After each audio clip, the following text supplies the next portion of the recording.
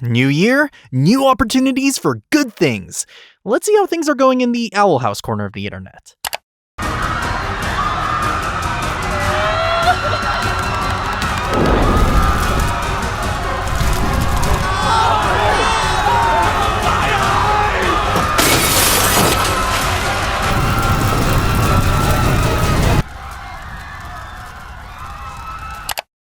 Yeah, that seems about right.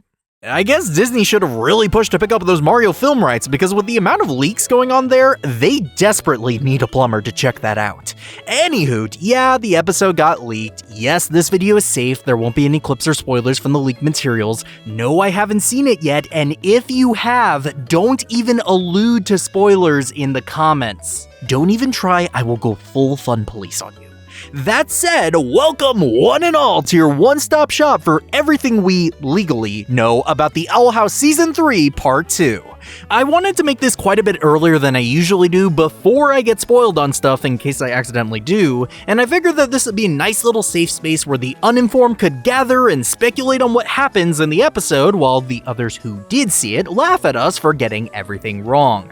Also, protect yourselves and others from spoilers by liking this video so it appears in YouTube's recommended feed above the actual spoilers. Does that sound like a plug? Yes, it is, but at the same time, does it help people? Yeah, it actually does in this case, so yeah, please do that. We'll take a closer look at the clips and info that Disney's provided, and I'll give my totally 100% accurate predictions, like last time, so you know what happens, when it's coming, and where you can watch it. So without further ado, spoilers for the promotional content of the Owl House Season 3 Part 2. To start off, the episode is titled For the Future, and its description reads, Luz and her friends race against Bellows to confront the Collector and save the Boiling Isles. The episode's gonna premiere January 21st, and at this time, there aren't any clips for the show, but we did just get a trailer for the Disney Channel in 2023, and that, funny enough, actually provides just about as much information as the last episode's clips did. Hang on, Danny from the future here. As I was finalizing the edit for this video, a trailer for the new episode came out and confirmed some new things, so I'll be popping in from time to time to give more information and footage from the new trailer. Take it away, Past Danny. First, we have this clip of Hunter saying that something is coming, followed by some predictions from Willow and Gus. The clip seems to be taking place in downtown Bonesboro, and everything seems surprisingly fine? I mean, the buildings are all intact, and considering that this was a main area and it remained untouched, it's my guess that the majority of the aisles, at least structurally, is going to be completely normal. But the head of the Titan and the area around it is likely going to be torn apart into the Collector's new headquarters/play area, as that was how it was left at the end of Season 2. That being said, there aren't any people, so I would think that this clip is going to be towards the beginning of the episode, likely just after they exit the portal, or at the very least a few minutes afterward. I say towards the beginning of the episode because I still believe that the episode could start in one of two ways. The first being that the episode starts at the end of Thanks to Them, when Bellows crosses through the portal and the intro is from his perspective. He reaches the Boiling Isles and sets his sights on pursuing the Collector. Maybe we get some allusion to or even flashback to his memories with his brother, since there's still so many unanswered questions on Caleb and Evelyn, or maybe he's just fully focused in on destroying the Collector, but I hope the former. The second way I could see this episode beginning is just after King's Tide, like how Thanks to Them did, but from the Boiling Isles' side of the portal and Ida's perspective. With King floating towards the Collector, it'd be really cool to see Harpy Ida go against the Collector and try to save him, since the Collector's the one who created the Owlbeast curse. The Collector could easily win just in terms of raw power, but it'd be interesting to see if they could intensify the curse, causing Ida to lose her connection and control to the Owlbeast. Future Danny again, it looks like I was probably right on the curse intensity theory, though it's worth noting that in the trailer, King reads this. Collectors live long, we watch things pass. Collectors, as in plural. This means there are definitely multiple Collectors, and the one that cursed the Owlbeast might not be this Collector considering the height difference, though that was in a dream sequence which might have just been exaggerated, and it seemed to work on the Owlbeast all the same. Anyway, back to the video. Either way though, even if either of these intros don't end up happening, I could see a plot where Ida's been captured and turned back to the Beast, so Luz and friends need to rescue her, King, and the rest of the captured Isles, and stop Bellows. and stop the Collector for this episode and the next to follow. It would give more personal stakes beyond just saving the world because it's the right thing to do, so I think it makes sense. Next, in what's technically the first shot of the trailer, we can see a sneaky Luz under the 2 in 2023. Very cloudy of a chance of meatballs of her, gazing at something giving off some sort of energy waves in a very purple shot. While it probably does have a color filter over it, making it look more purple than it actually is, it's likely actually covered in a purple light based on these next shots. The first has Luz walking towards a ball of swirling energy with that same expression in purple light, which we can almost 100% confirm contains her talisman considering the staff connected to it, and we see Luz getting pulled around by it in the following clip. And just to round it out, we see it one last time in the clip after that, and based on the lighting, it's probably another angle of that same purple light scene. And one other thing to note in that shot of Luz being pulled around by that staff is that there's something drawn into the dirt beneath her. Could just be a Grudgeby field, or maybe it's a massive glyph like the one Philip ended up drawing in Elsewhere and Elsewhen.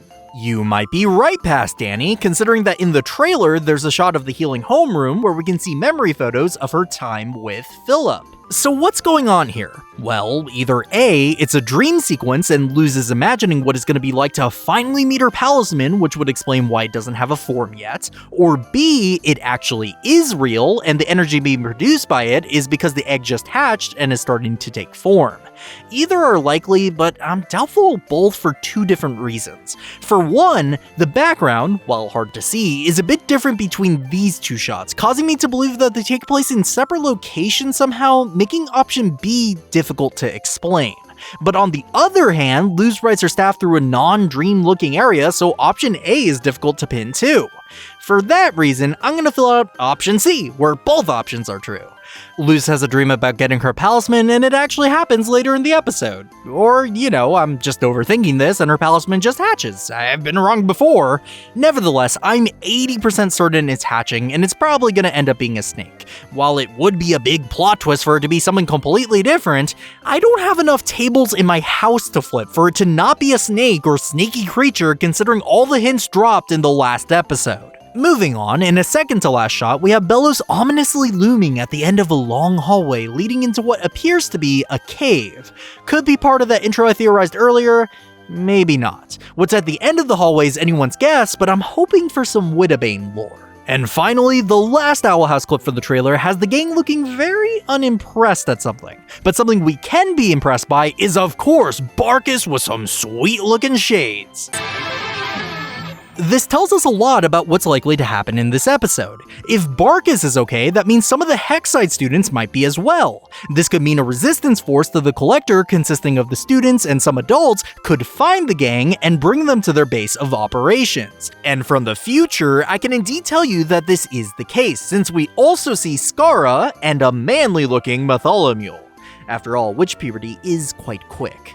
We can confirm that their base of operations is indeed Hexside, not just from this new footage where they're clearly entering the school, Amity is frustrated by something in the school, and their shots were in both a classroom and the detention pit, but it also featured prominently in the episode's title card as well.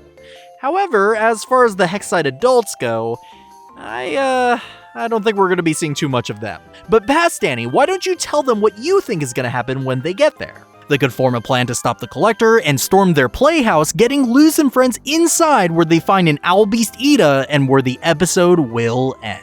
Great. Now one last time for the future version of me, what are some things from the trailer that we didn't mention? Well, for one, we see King and the Collector on some sort of planet bedroom where King reads the Collector a bedtime story about their species. It looks to me like King isn't under any sort of control, but is going along with the Collector, likely in hopes to save his friends by convincing him to stop capturing and controlling the Isles within their game. There's also a distressed Lilith with a sleek new look who managed to get away from being collected, but dear old Hootsifer wasn't so lucky. I'm guessing we'll get a shot replicating that one where Hooty dives in front of Lilith in Echoes of the Past and takes one of those moons for her. This would be clear foreshadowing, so I can see that happening. Speaking of Hooty, we can see King holding his collected shell as a bunch of collected coven heads stand against Ida in her witch form.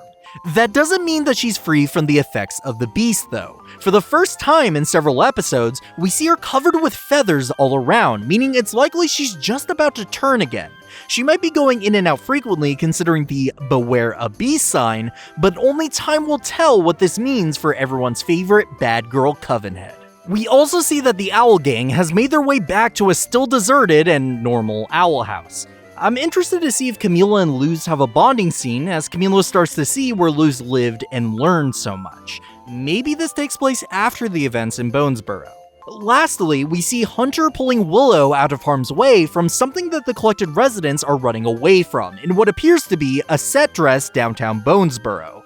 Maybe the thing that Hunter says is coming from the start is whatever's causing this panic and subsequently terraforming the town into the collector's play area. The collector does show up with King in the same place after all. And with that, my time has come to an end. But don't worry, because Past Danny still has some of the most important info left to tell you all. Oh, and by the way, the key word is promises. Find him from my last video. You won't need it now, but make sure you save it for... Oh, well, you get the idea. Bye!